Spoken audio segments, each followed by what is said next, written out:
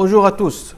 Dans la vidéo d'aujourd'hui, je vais vous présenter la suite de travail expérimental de TP1 prise en main de la presse d'injection et ses équipements périphériques de la série de la pratique de l'injection.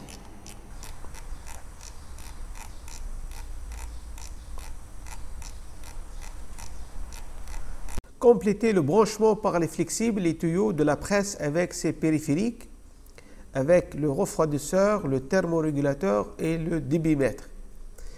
Représenter les circuits froids en bleu et les circuits chauds en rouge. Nous avons adopté pour le moule des éprouvettes de traction en polyéthylène une régulation à froid. Donc, on va utiliser seulement le refroidisseur sans thermorégulateur. Pour le débitmètre non disponible actuellement dans l'atelier de plasturgie, est utilisé lorsque le moule dispose de plusieurs entrées et sorties pour avoir le même débit dans les circuits de refroidissement de moule, c'est-à-dire même valeur de nombre de Reynolds.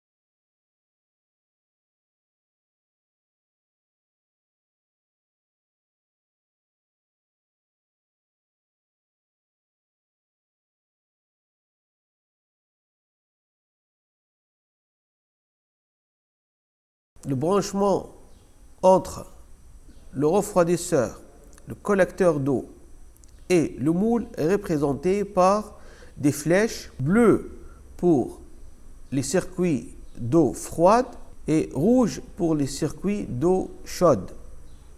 Par la suite, en ajoutant les branchements de circuits avec l'échangeur pour refroidir l'huile hydraulique. Enfin, on ajoute les branchements pour le refroidissement de la culasse sous la trémie.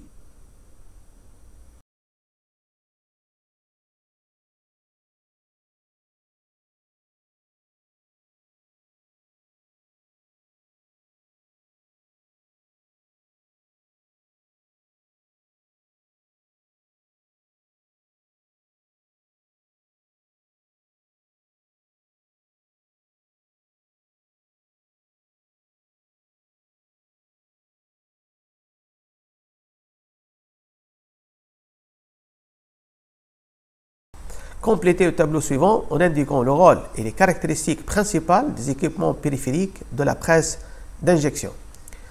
Dans le tableau, on trouve les équipements périphériques de la machine, puis on va indiquer dans la deuxième colonne le rôle et dans la troisième colonne les caractéristiques principales en se basant sur la plaque signalétique et le document annexe de chaque équipement.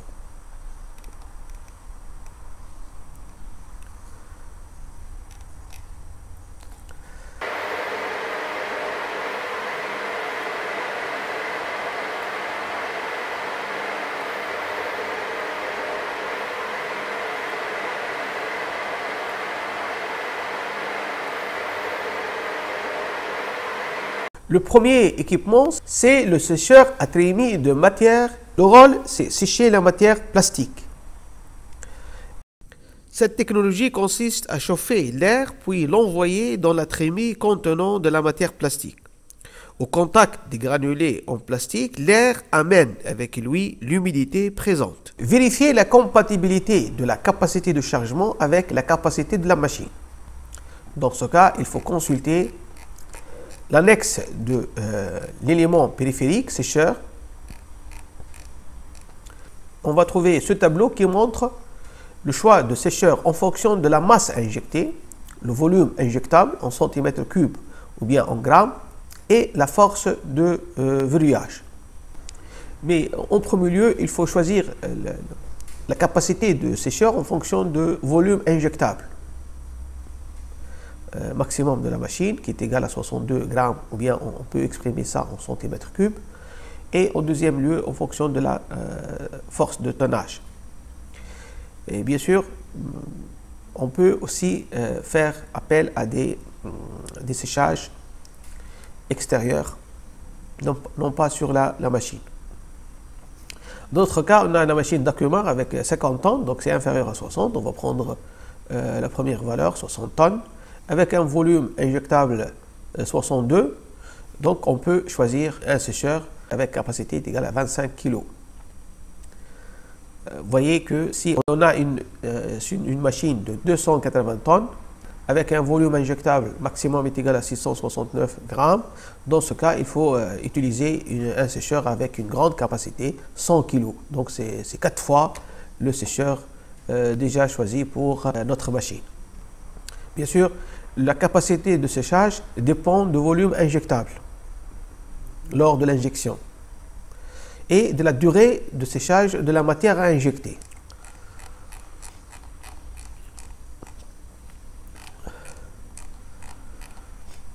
Vérifier la compatibilité de la capacité de chargement avec la capacité de la machine. On a une capacité de chargement est égale à 25 kg et compatible avec la presse d'injection 50 tonnes ou bien 60 tonnes. Pour les caractéristiques principales, dans ce cas, il faut consulter la plaque signalétique de l'élément périphérique. Alors, ou bien sur le document machine.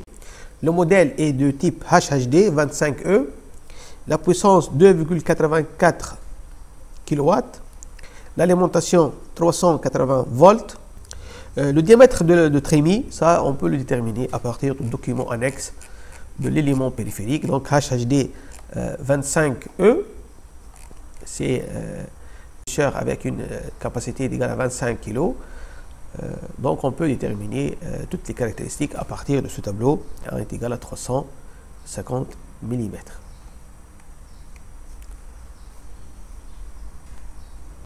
La capacité de chargement est égale à 25 kg et la puissance de chauffage est égale à 2,7 kW. Le deuxième élément, l'alimentateur de matière, chargeur automatique à vide. Le rôle, c'est alimenter la matière à partir de silos. C'est pour assurer le transport automatique de la matière.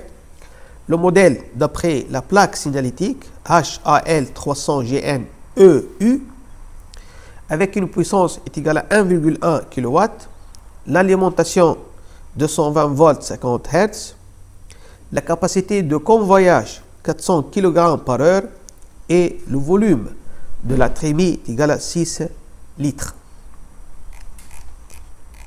On peut consulter l'annexe de alimentateur. Donc c'est de type HAL300GN-EU avec une capacité de convoyage est égale à 400 kg par heure et le volume de la trémie est égal à 6 litres.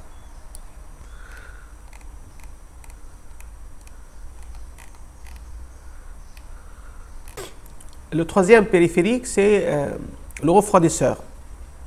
Donc le rôle de refroidisseur, c'est refroidir l'eau de réseau. Et le rôle de l'eau froide, c'est refroidir le moule, l'huile hydraulique et la culasse sous la trémie.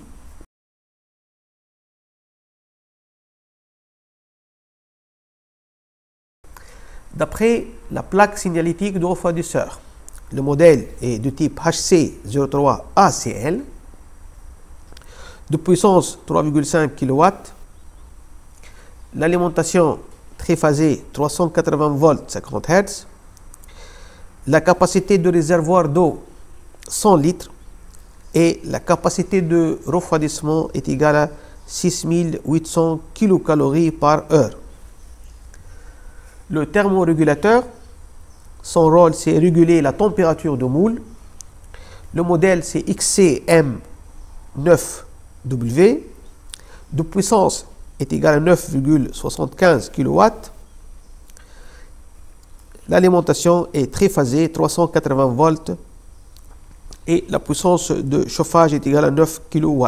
Enfin, pour le broyeur, c'est broyer les déchets et les pièces non conformes. Le modèle HSS 180B de puissance est égal à 2,2 kW. L'alimentation est triphasée, 380 volts et de fréquence 50 Hz. Déterminer la durée et la température de chauffage pour les matériaux suivants. Et pour chaque matériau, on va déterminer la durée de chauffage, bien de séchage, la température et la capacité de chargement pour avoir un chauffage adéquat. Et ça dépend de la matière, sachant que la capacité de la trémie est égale à 25 kg. Il faut mettre une certaine quantité bien déterminée pour chaque matériau pour assurer un séchage parfait. Donc nous consultons l'annexe de sécheur. Là, on trouve la capacité de la matière à stocker dans le sécheur, la durée en heures et la température en degrés selon la matière à injecter. Alors dans notre cas, on a le type 25E, c'est notre modèle. Donc selon ce type, on va voir pour le premier matériau PE par exemple, il faut mettre 20 kg sur 25 pour assurer un bon séchage pendant une durée inférieure à 1 heure, portée à une température est égale à 80 degrés Celsius. Donc pour le PP, la même chose, 20 kg sur 25, inférieur à 1 heure, c'est la durée de chauffage, et puis vous avez la température aussi est égale à 80, et les mêmes conditions sont pour le PS. Alors pour le polycarbonate, il faut mettre seulement 4 kg pendant la durée de séchage pour avoir un bon séchage.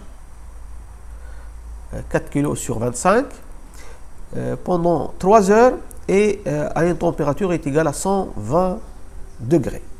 Alors pour le polyamide 6, il faut mettre 2 kg seulement dans la trémie à 75 degrés pendant 7 heures. Et enfin pour l'ABS, on peut mettre 8 kg dans la trémie dont la capacité est égale à 25 pendant 2 à 3 heures à 80 degrés Celsius.